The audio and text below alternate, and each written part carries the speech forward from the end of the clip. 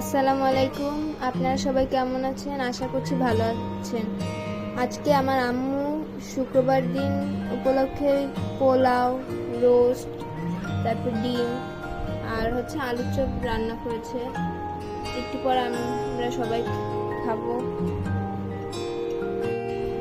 এখন আমি আমার প্লেটে নিয়ে খাওয়া শুরু করছি।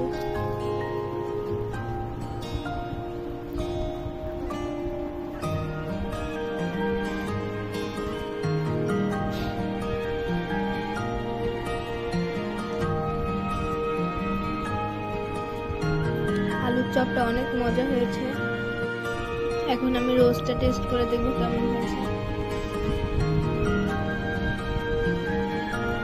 রোস্টটাও মজা হয়েছে। একদিন রোস্ট এবং এই আলুর চপ কিভাবে বানায় সেটা আপনাদের সাথে শেয়ার করব।